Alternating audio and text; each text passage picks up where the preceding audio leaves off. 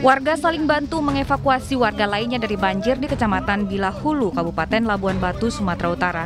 Ratusan rumah terendam banjir setinggi 2,5 hingga 4 meter. Banjir menyebabkan satu warga meninggal akibat hipotermia yang dipicu dari kedinginan. Saat banjir semakin tinggi, korban berusaha menyelamatkan hewan ternaknya. Yang meninggal itu tadi ya cuman karena menurut kita dia kedinginan, yang umurnya udah sekitar 55-an lah. Jadi kedinginan, ya cuman kedinginan, terus nggak tahan lah badannya menggigil, itulah meninggal dunia. Hingga saat ini warga korban banjir masih mengungsi di sejumlah tempat. Dari Labuan Batu, Sumatera Utara, Ikang Amanda, iNews melaporkan.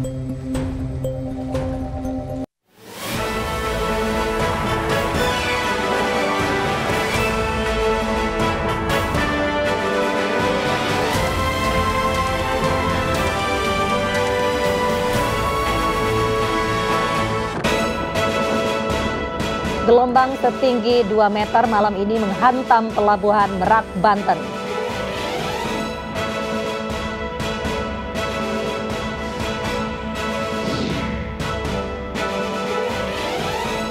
Pembawa acara Indra Bekti pendarahan di otak.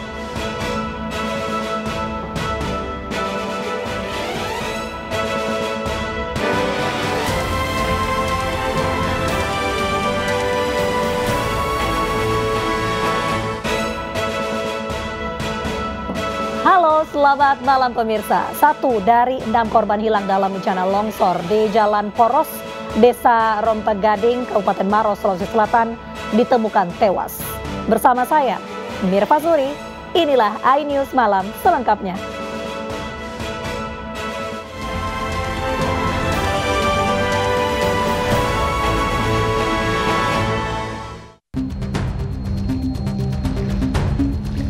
Hujan deras yang terus mengguyur kota Makassar, Sulawesi Selatan memicu banjir di sejumlah wilayah. Setelah sempat surut, ketinggian banjir di Jalan Ujung Gori Raya, Kecamatan Manggala kembali naik menjadi 2 meter. Sebagian warga tetap beraktivitas menggunakan perahu karet. Namun warga lainnya memilih bertahan di dalam rumah mereka. Kebutuhan warga yang masih berada di dalam rumah dibantu relawan. Hari kelima air naik kembali. Jadi kemarin air sudah turun, sudah surut banyak. Kami sudah pulang membersihkan rumah, tapi tadi pagi sudah naik lagi dan masuk kembali di sini. Berarti belum bisa lagi kembali? Iya, kembali. Jadi belum bisa lagi beraktivitas lagi, Bu, Dek? Belum bisa. Warga berharap banjir segera surut dan mereka bisa kembali ke rumah masing-masing. Dari Makassar, Sulawesi Selatan, Muhammad Nur, iNews melaporkan. Banjir lahar hujan Gunung Semeru di Lumajang, Jawa Timur kembali menerjang sejumlah jalur aliran lahar. Warga di Dusun Sumber Langsep nekat menantang maut menyeberangi aliran lahar demi pulang ke rumah. Banyu saiki pindah ngetan Dek Bosuyat.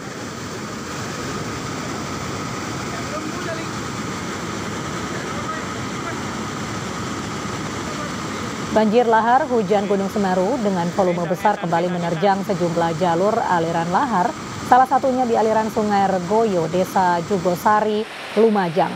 Banjir lahar hujan membawa material vulkanik Gunung Semeru berupa batu-batu besar dan pasir hingga menutup jembatan Jugosari yang menghubungkan Dusun Sumber Langsep dengan Dusun Sumber Kajar. Akibatnya warga Dusun Sumber Langsep kini kembali terisolir lantaran jembatan yang menjadi akses satu-satunya tertimbun material banjir.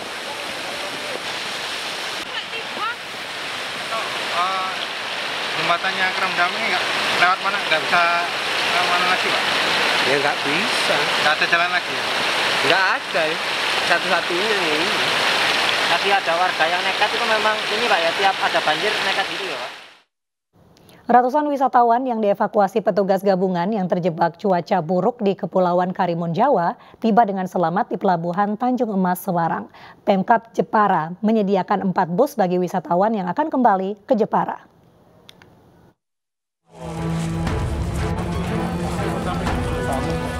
.500 wisatawan yang terjebak di Karimun Jawa berhasil dievakuasi. Mereka tiba dengan selamat di Pelabuhan Tanjung Mas, Semarang usai berlayar sekitar 7 jam dari dermaga Legon Bajak. Wisatawan yang terjebak di Karimun Jawa akibat cuaca buruk ini dijemput dengan kapal milik PT Pelni KM Kelimutu. 500 wisatawan terdiri dari 461 wisatawan lokal dan 49 dari mancanegara.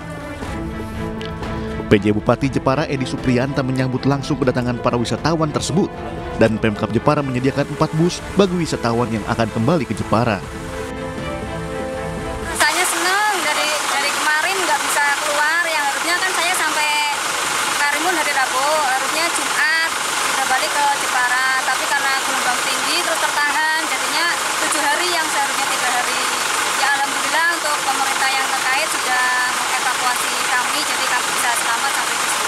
Sebetulnya sudah, kita ada warning ya, dari BMKG itu sudah memberikan warning sejak tanggal 22 sampai akhir Desember itu cuaca ekstrim. Nah ini sudah kita berikan jauh-jauh ke Biro Travel Agent. Nah mungkin salah komunikasi aja lah. Meski sempat tertahan berhari-hari di Pulau Karimun Jawa, para wisatawan mengaku tidak kekurangan stok makanan.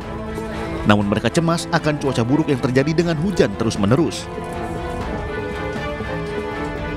Sebelumnya, ratusan wisatawan yang tengah berlibur terjebak selama 5 hari akibat cuaca buruk di Pulau Karimun Jawa. Mereka menyambut kedatangan kapal Pelni dengan gembira karena akhirnya bisa kembali pulang setelah tertahan tak bisa menyeberang.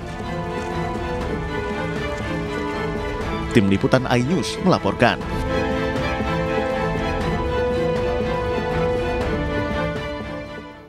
Hujan deras, angin kencang dan gelombang tinggi menghantam pelabuhan Merak, Banten. Angin kencang diperkirakan mencapai 1,25 hingga 2,5 meter dan ketinggian ombak hingga mencapai 3 meter membuat kapal feri sulit bersandar. Hujan deras disertai angin kencang terjadi di pelabuhan Merak, Banten. Ketinggian gelombang mencapai lebih dari 2 meter. Cuaca ekstrim ini membuat kapal feri yang baru bersandar kesulitan mendekati dermaga dan proses bongkar muat sempat terganggu. Kepala BPTD Provinsi Banten, Hanjar Dwi Antoro, mengatakan jika cuaca terus memburuk, pihaknya akan menunda pelayaran karena bisa membahayakan.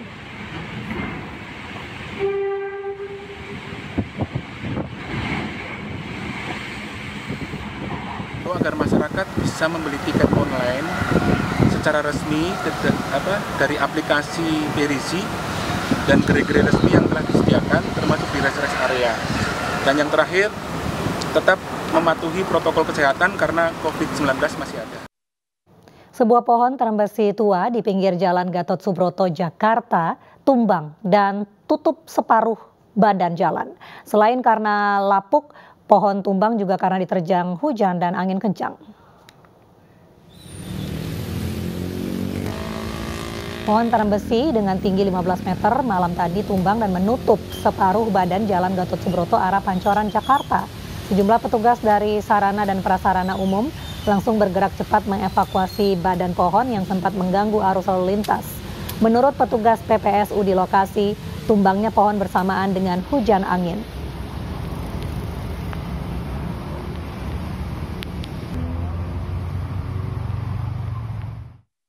Pemirsa, prediksi cuaca buruk dan potensi badai di Jabodetabek hari ini sempat menghebohkan masyarakat. BRIN menyebut akan terjadi badai, sementara BMKG menyebut hanya hujan ekstrim.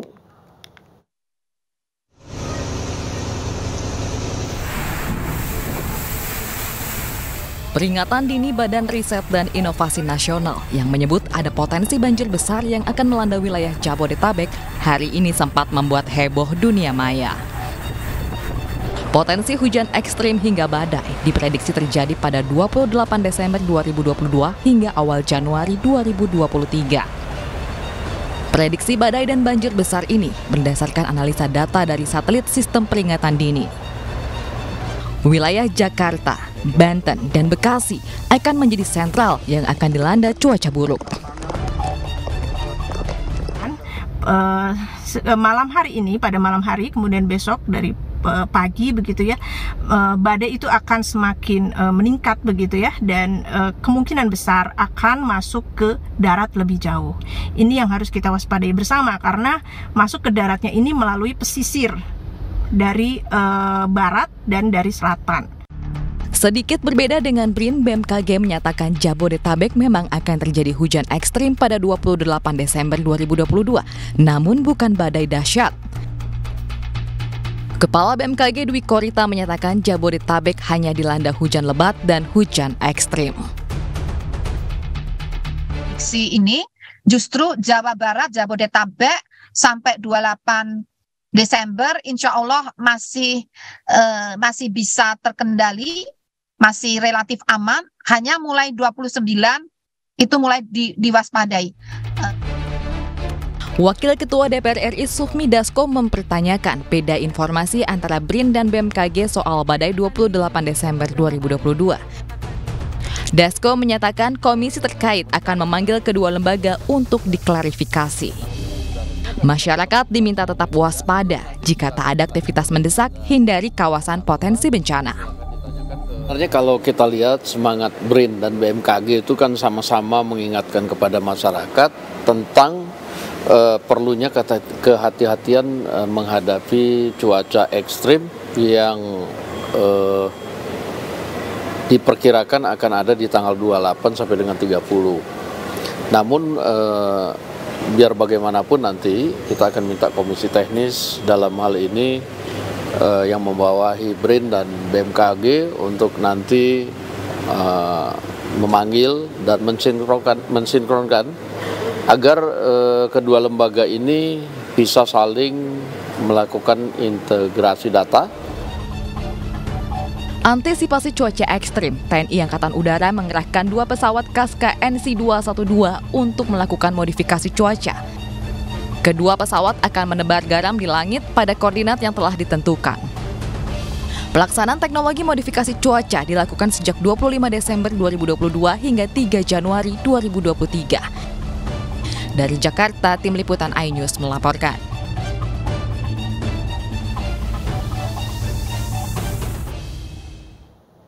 Pemirsa, Presiden Joko Widodo minta masyarakat pantau dan ikuti informasi cuaca dari Badan Meteorologi, Klimatologi, dan Geofisika. Masyarakat diharapkan bisa antisipasi potensi terjadinya musibah.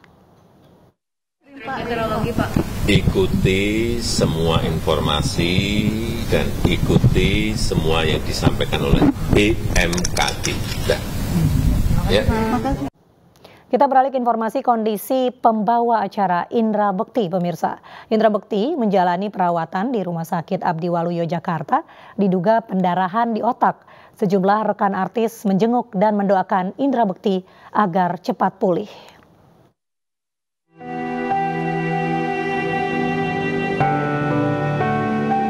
Presenter ternama Indra Bekti dirawat di Rumah Sakit Abdi Waluyo, Jakarta karena mengalami pendarahan di kepala kirinya. Rabu sore, Indra Bekti jalani operasi dan masih belum sadarkan diri. Manajer Indra Bekti, Roy, mengatakan Rabu pukul 6 pagi, Indra Bekti melakukan siaran radio seperti biasa. Namun tiba-tiba ia pamit ke toilet namun tak kunjung kembali. Setelah dihampiri, ia ditemukan dalam kondisi pingsan. Indra juga diketahui mengeluhkan sakit kepala selama 10 hari terakhir. Sejumlah rekan artis menjenguk Indra di rumah sakit, salah satunya Indy Barens yang tak kuasa menahan tangis saat menjenguk Indra. Iya, barusan tuh lihat di salah satu berita online, kaget banget gitu, dan mendoakan semoga segera diberikan kesembuhan, kesehatan buat Indra ya. Bekti tuh baik banget, kayaknya yang terakhir ketemu Bekti itu suami aku, jadi insya Allah kalau kita ada waktu kita mau tengokin Bekti deh, bismillah. Insya Allah Bekti semangat. Pokoknya buat Indra Bekti yang nonton juga semoga kita bisa kirim doa banyak-banyak buat Bekti dan keluarga. Tanggapan aku semoga Kak Indra Bekti lekas sembuh, selalu diberikan kesehatan, segera diangkat penyakitnya, dan semoga kita semua lebih berhati-hati, terutama kalau misalnya kita kayak lagi pusing atau sedang tidak enak badan, jangan dipaksakan untuk bekerja atau beraktivitas, lebih baik kita istirahatkan badan kita, diri kita di rumah aja.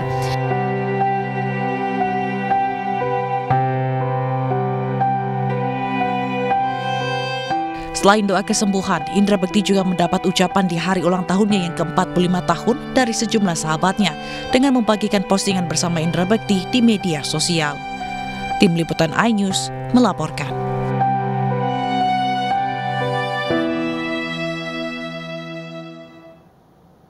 Pengungsi Rohingya yang terdampar di Aceh akan direlokasi sebelum Januari 2023. Informasinya sesaat lagi.